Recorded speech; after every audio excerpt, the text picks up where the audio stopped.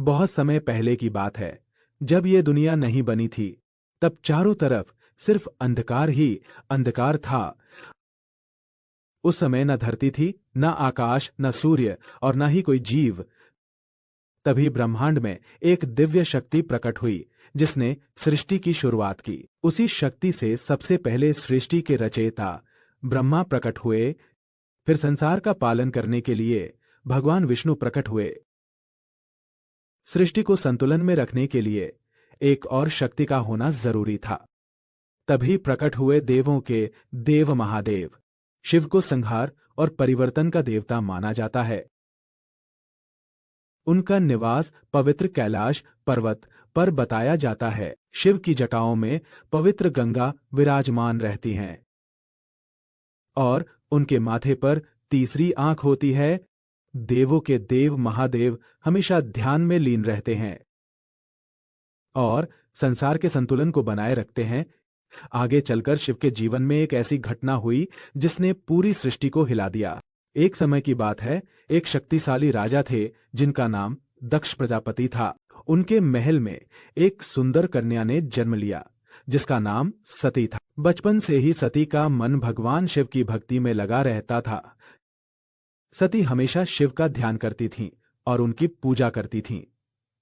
तो एक धीरे धीरे सती के मन में शिव के लिए गहरा प्रेम पैदा हो गया।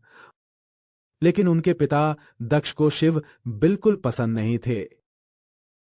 जब सती बड़ी हुईं तो उन्होंने शिव को पति बनाने का निश्चय कर लिया। सती ने भगवान शिव को पाने के लिए कठोर तपस्या शुरू कर दी। कई वर्षों तक सती ने जंगल में रहकर शिव का ध्यान किया। उनकी तपस्या से पूरा ब्रह्मांड प्रभावित हो गया। आखिरकार भगवान शिव उनकी भक्ति से प्रसन्न हुए। लेकिन सती और शिव के विवाह के बाद एक ऐसी घटना हुई जिसने पूरी दुनिया को हिला दिया। सती की कठोर तपस्या से पूरा ब्रह्मांड प्रभावित हो गया। उनकी भक्ति देखकर देवताओं ने भगवान शिव से सती की इच्छा पूरी करने को कहा। तब भगवान शिव सती के सामने प्रकट हुए। सती ने भगवान शिव को देखकर उन्हें प्रणाम किया। शिव उनकी भक्ति और प्रेम से बहुत प्रसन्न हुए। तब शिव ने सती को पत्नी के रूप में स्वीकार कर लिया। यह समाचार सुनकर सभी देवता बहुत खुश हुए। लेकिन दक्ष प्रजापति इस विवाह से बिल्कुल खुश नहीं थे। इसके बावजूद सती और शिव का विवाह बड़े ही धूमधाम से हुआ। देवताओं और ऋषियों ने इस दिव्य विवाह का उत्सव मनाया। इसके बाद सती भगवान शिव के साथ कैलाश पर्वत पर रहने लगीं। लेकिन आगे चलकर दक्ष प्रजापति ने ऐसा यज्ञ किया जिसने सब कुछ बदल दिया। एक दिन दक्ष प्रजापति ने एक बहुत बड़ा यज्ञ करने का निर्णय लिया। उन्होंने उस यज्ञ में सभी देवताओं और ऋषियों को निमंत्रण दिया। लेकिन उन्होंने जानबूझकर भगवान शिव को नहीं बुलाया।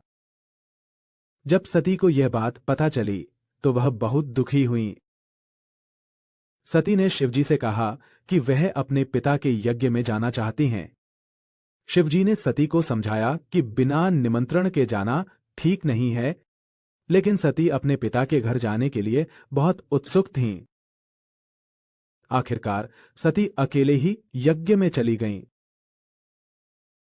जब सती वहां पहुंची तो किसी ने उनका सम्मान नहीं किया। उनके पिता दक्ष ने भगवान शिव का अपमान किया। फिर सती ने एक ऐसा निर्णय लिया जिसने पूरी दुनिया को हिला दिया। जब सती यज्ञ में पहुंची तो किसी ने उनका सम्मान नहीं किया। वहां मौजूद सभी लोग चुपचाप खड़े रहे। तभी दक्ष प्रजापति ने भगवान शिव का अपमान करना शुरू कर दिया।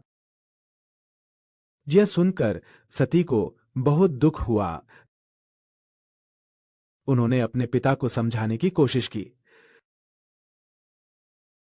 लेकिन दक्ष ने शिव के बारे में बुरी बातें कहना बंद नहीं किया। सती अपने पति का अपमान सहन नहीं कर सकी। उन्होंने सबके सामने कहा कि ऐसे स्थान पर रहना पाप है। सती बहुत क्रोधित और दुखी हो गईं। उन्होंने यज्ञ की अग्नि की ओर देखा। फिर सती ने उसी यज्ञ की अग्नि में अपना शरीर त्याग दिया। यह देखकर पूरा यज्ञ स्थल स्तब्ध हो गया और एक बड़ी घटना होने वाली थी। जब भगवान शिव को सती के बारे में पता चला तो वह बहुत क्रोधित हो गए। उनका क्रोध इतना भयंकर था कि पूरी सृष्टि कांप उठी। शिव जी ने अपनी जटाओं को जोर से पृथ्वी पर पटक दिया। उनकी जटाओं से एक भयंकर योद्धा उत्पन्न हुआ। उस योद्धा का नाम वीरभद्र था। वीरभद्र बहुत शक्तिशाली और डरावना था। शिवजी ने उसे दक्ष के यज्ञ को नष्ट करने का आदेश दिया। वीरभद्र तुरंत यज्ञ स्थल की ओर चल पड़ा। वहां पहुंचकर उसने सब कुछ तहस नहस कर दिया। इस घटना के बाद पूरी सृष्टि में डर और शांति का संतुलन बिगड़ गया। सती के जाने के बाद भगवान शिव गहरे ध्यान में चले गए। पूरी सृष्टि में शांति और संतुलन बिगड़ने लगा। तब देवताओं को चिंता होने लगी। उन्होंने समाधान के लिए ब्रह्मा जी से प्रार्थना की। ब्रह्मा जी ने बताया कि सती फिर से जन्म लेंगी। इस बार वो पार्वती के रूप में जन्म लेंगी। पार्वती का जन्म हिमालय के घर हुआ। बचपन से ही पार्वती बहुत शांत और दिव्य थीं। उन्हें भगवान शिव के बारे में जानने की इच्छा होने लगी। धीरे धीरे उन्हें अपने पिछले जन्म की याद आने लगी और उन्होंने मन ही मन फिर से भगवान शिव को पाने का संकल्प लिया। पार्वती की तपस्या से भगवान शिव बहुत प्रसन्न हुए। उन्होंने पार्वती की भक्ति को स्वीकार कर लिया। तब शिव जी ने अपने असली रूप में दर्शन दिए।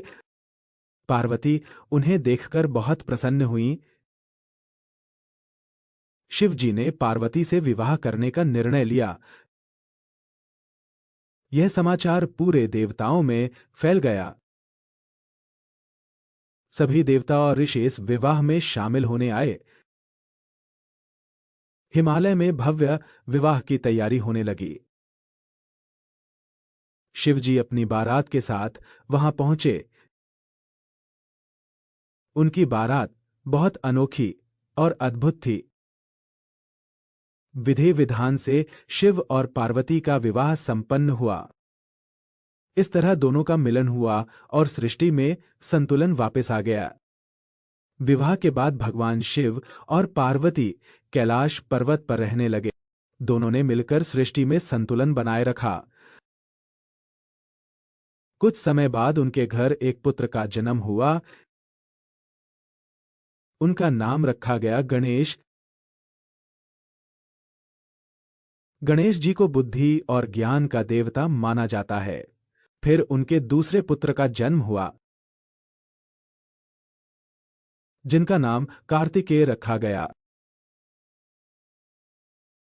कार्तिकेय जी को युद्ध और वीरता का देवता माना जाता है। इस प्रकार शिव का पूरा परिवार बन गया। भगवान शिव सादगी और शक्ति का प्रतीक हैं। वे हमें सिखाते हैं कि जीवन में अहंकार नहीं करना चाहिए और सच्ची भक्ति और धैर्य से हर चीज प्राप्त की जा सकती है।